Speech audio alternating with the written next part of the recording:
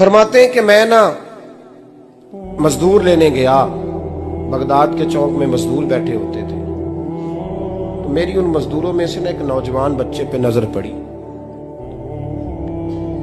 बड़ा कमजोर सा वजूद था, लेकिन चेहरे पर इबादत का निशान था। माथा बताता था कि नमाज का बड़ा ख्याल रखता है। मैं उसके करीब गया।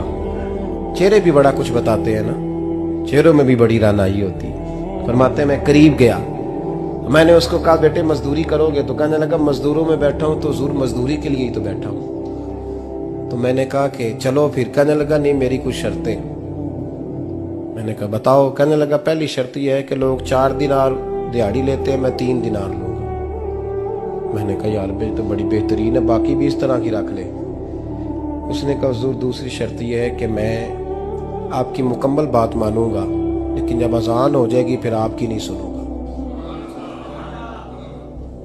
तीसरी बात उसने ये की कि हुजूर मैं आपके घर में काम करूंगा पर आपके किसी सवाल का जवाब नहीं दूंगा। कहते मैंने कहा यार तू बड़ा अजीब है, शर्तें तो मालिकों की होती हैं। कहने लगा जी बहरहाल मैं शर्तें लगा के जाता हूँ। फरमाते मैं उसे घर ले आया, काम मैंने उसको बताया, तो जो काम मजदूर सारे दिन में करता है ना उसने 2 घंटे में ही कर दिया। हमारे मजदूर सिगरेट पीने में भी तो आधा घंटा लगाते हैं, वो चाय पीने जाए तो पौना घंटा वहां। उनको भी तो दयानतदारी करनी चाहिए कि नहीं करनी चाहिए? ने मुआहदा किया है ना जी, तो पूरा उतरना चाहिए ना। कहते 2 घंटे में। अब काम जब बंदा शुरू कराता है तो काम और निकल आता है। कहते काम मैंने उसको और बता दिया, वो करने लगा। उसने मिट्टी निकाल के रखी थी बाहर रास्ते में, तो अजान हो गई जोर की।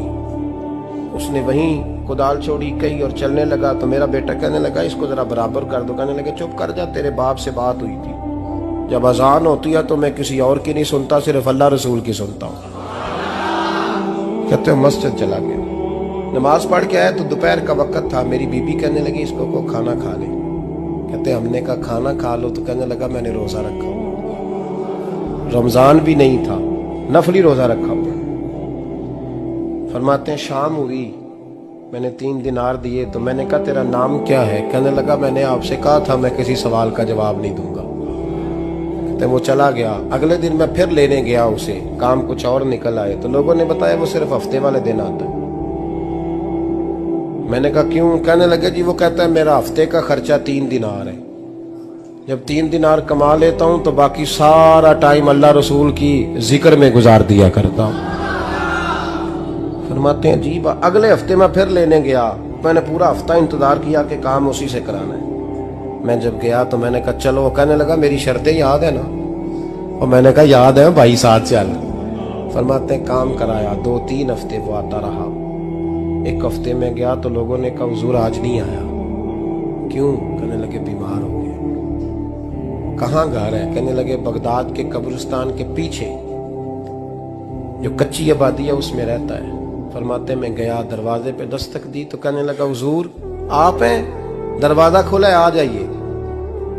फरमाते मैं अंदर गया तो मैंने कहा तुम्हें कैसे पता चला मैं आया हूँ? कहने लगा हुजूर अल्लाह वाले हो, आप नहीं आना था, वरना अमीर तो गरीबों का पता लेने कोई नहीं आते। कहते मैं करीब गया तो कहने लगा मैं आपका इंतजार कर रहा था, तेज बुखार है, तप रहा। जेब से कुछ पैसे निकाले, कहने लगा ये पैसे रखने। एक अंगूठी निकाली,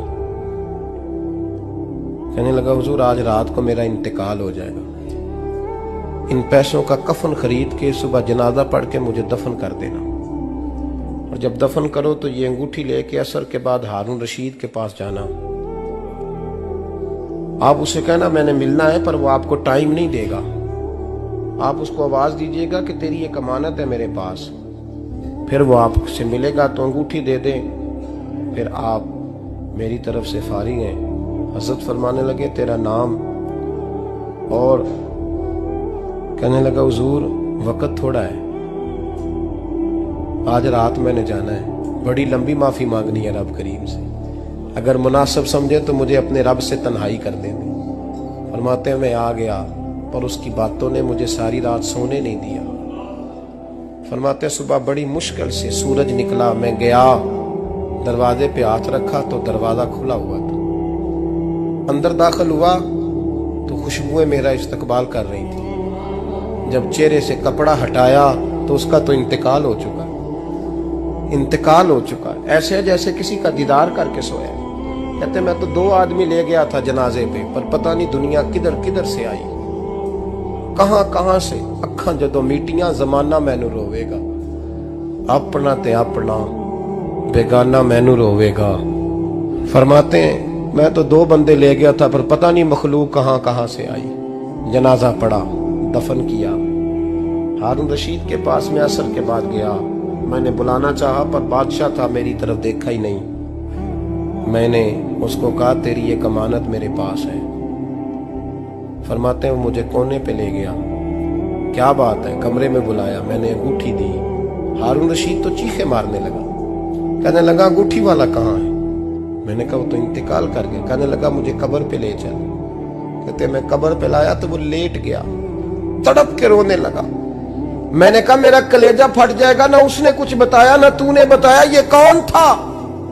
तो हारून रशीद कहने लगा ये मेरा बेटा था। मैंने कहा तेरा बेटा और मजदूर।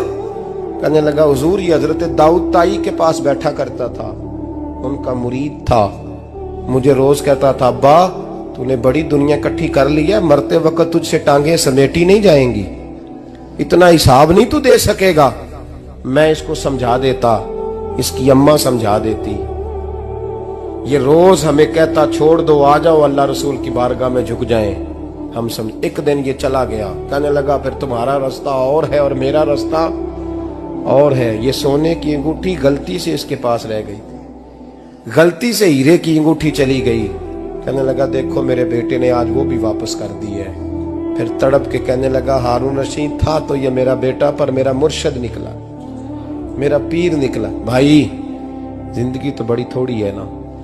बाबा साहब ने कहा था उठ फरीदा सुत्या, और दाढ़ी आ गया ही पूर, अग्गा नेड़े आ गया, पिछा रह गया ही दूर। उठ फरीदा सुत्या खलकत वेखन जा, मते कोई मिल जाई बख्शिया ते तू ही बख्शिया जा। उठ फरीदा सुत्या झाड़ू दे मसीत, तू सुते रब जागदा, तेरी डाडे नाल परीत। मेरा रब हमें भी अपनी बारगाह में कबूल फरमा।